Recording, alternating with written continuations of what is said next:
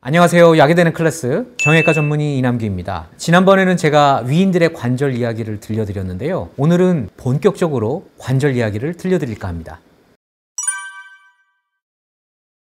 자, 우리가 흔히 알고 있는 류마티스 관절염이 폐암 발병을 부추기는 위험 요인이라는 충격적인 연구 결과가 나왔습니다. 삼성서울병원과 강북 삼성병원의 가정의학과 교수 연구팀이 국민건강보험 자료를 활용해서 2010년에서 2017년까지 류마티스 관절염을 진단받은 환자 약 5만 2천 명 정도를 추적 관찰한 결과였는데요. 류마티스 관절염 환자가 그렇지 않은 사람보다 폐암 발병 위험이 무려 49%나 높았다고 합니다. 오랫동안 담배를 피운 환자는 비환자군과 비교했을 때 폐암 발병 위험이 무려 87%나 높은 것으로 분석됐습니다. 류마티스 관절염 환자들의 폐암 발병 위험이 왜 높아지는 걸까요?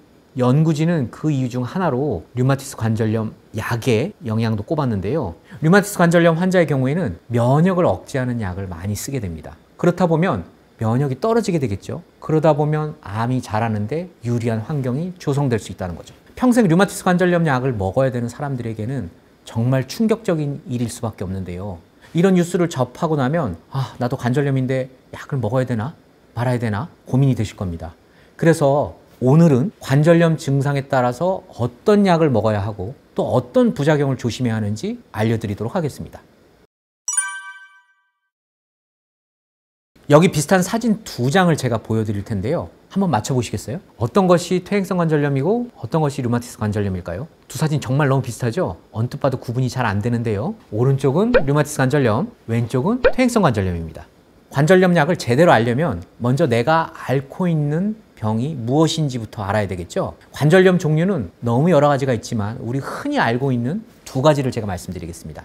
그게 바로 퇴행성 관절염, 류마티스 관절염입니다. 많은 사람들이 알고 있듯이 퇴행성 관절염은 노화가 가장 주된 원인으로 돼 있고요. 류마티스 관절염은 면역 체계가 정상적인 체내 조직을 공격하는 자가 면역 질환입니다. 면역세포가 자기 몸을 공격해서 특히 면역세포, 즉 백혈구가 관절 내로 많이 이동되어 염증을 일으키고 연골이나 뼈를 파괴시키는 질환인 거죠. 그래서 유전적인 요인이나 스트레스 등이 영향을 미친다고 알려져 있습니다. 두 질환의 가장 큰 차이는 아침의 증상을 보면 알 수가 있는데요. 퇴행성 관절염은 아침에 일어났을 때 이게 좀 뻣뻣하게 느껴지다가 해당 부위를 우리가 움직이거나 이렇게 마사지를 좀 해주거나 그러면 대부분 30분 이내 증상이 좋아지게 되는데요. 류마티스 관절염은 이 뻣뻣함이 1시간 이상 지속되거나 길게는 반나절까지 이 뻣뻣해지는 조조강직 증상이 이어지게 됩니다. 또 류마티스 관절염은 염증의 대표적인 증상인 빨갛게 되는 발적, 부어오르는 종창, 굳게 되는 강직, 그리고 아픈 통증이 모두 나타나게 되는 거죠. 아픈 부위가 빨갛게 되는 발적은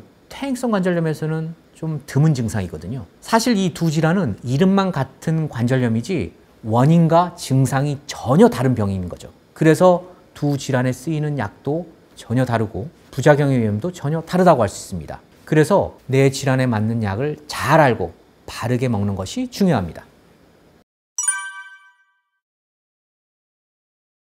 먼저 류마티스 관절염에 쓰이는 약과 부작용은 무엇인지부터 알아볼까요? 이 류마티스 관절염은 주로 염증과 통증을 없애는 약과 이 면역력을 약화시키는 약을 먹게 되는데요. 염증을 없애기 위해서 먹는 약은 우리가 흔히 알고 있는 비스테로이드성 소염제입니다.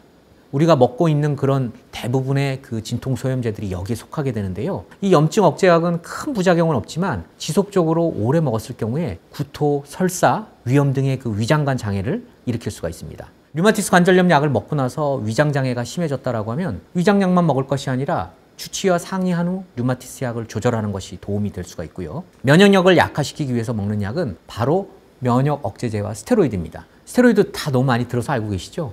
스테로이드 어느 순간 먹다 보면은 점점점 효능이 좀 떨어지고 내성이 생기게 됩니다. 그리고 그렇기 때문에 의사들도 이 약을 처방할 때 이런 약들이 오래 처방하면 안 됩니다.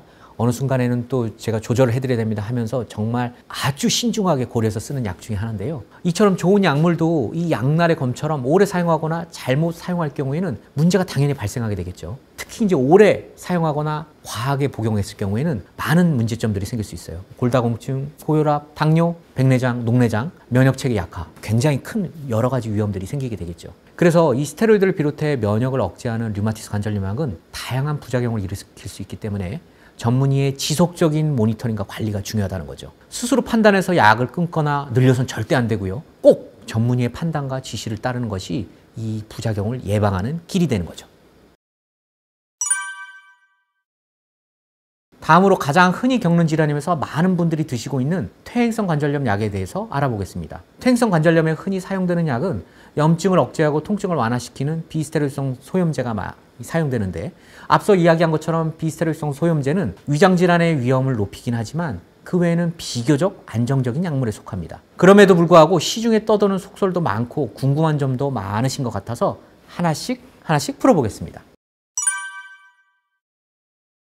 퇴행성 관절염에 사용되는 진통제는 내성이 있지는 않습니다. 그런데도 어떤 분들은 평소 관절염 약이 어느 순간 잘 듣지 않는다, 이거 내성이 생겨서 효과가 떨어진 것 같다 라고 얘기를 많이 하시는데, 그런 경우에는 내성이 생긴 거라기보다는 관절염이 점점 더 진행돼서 통증이 더 커졌을 가능성이 높습니다. 기존에 먹던 진통제 용량으로 통증이 잡히지 않는 것인데요, 내성이 생겨서 약효가 떨어진 것으로 오해를 하게 되는 거죠.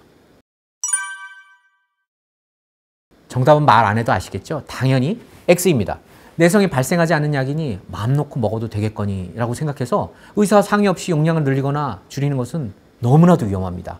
앞서 말씀드린 것처럼 관절염 약 또는 소염 진통제의 한 종류이기 때문에 장기간 섭취하게 되면 속쓰림, 소화불량 등의 부작용이 나타날 수가 있는데요, 약의 용량을 더 자의적으로 늘리게 되면 그 위험이 더 커지게 되겠죠. 반대로 진통소염제는 치료가 되지 않고 부작용만 많다고 생각해서 그 처방약을 복용하지 않고 참으신 분들이 많습니다. 진통제를 먹지 않고 억지로 버티게 되면 염증 자체가 오히려 연골의 파괴를 더 악화시키고요, 그렇기 때문에 문제가 될 수 있습니다.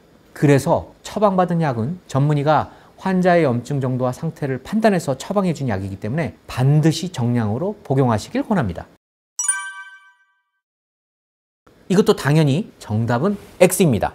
이 관절염 약이 살이 찐 것은 약 때문이라기보다는 관절이 아프다고 해서 잘 움직이지 않고 운동을 하지 않아서일 가능성이 큰데요, 물론 류마티스 관절염의 경우에는 스테로이드 치료제를 사용해서 그 부작용으로 인해서 살이 찌기도 합니다. 하지만 이론적으로 퇴행성 관절염 약은 체중 증가에 영향을 미치지는 않습니다. 그리고 스테로이드와 같은 소염 진통제의 부작용 중 신장 기능 저하로 일시적인 부종이 생기는 경우가 간혹 있고, 증상이 완화되면 다시 좋아지기 때문에 큰 걱정은 안 하셨으면 합니다. 지금까지 관절염의 특징과 약에 대해서 설명해 드렸는데요, 궁금증이 조금 풀리셨을까요? 끝으로 돈 한 푼 들이지 않으면서 부작용 없는 관절염 약도 알려드리겠습니다. 심지어 효과도 아주 좋습니다. 그게 뭐냐면 바로 내 몸에 맞는 적절한 운동입니다. 그냥 나가서 햇볕을 쬐시면서 하루에 30분입니다. 길게 할 필요도 없습니다. 평지를 걸으시기만 하면 되고요. 그렇게 하면 돈도 안 들고 부작용도 없는 이 최고의 관절염 약이라고 저는 생각합니다. 그래서 오늘부터 꼭 실천해 보시죠.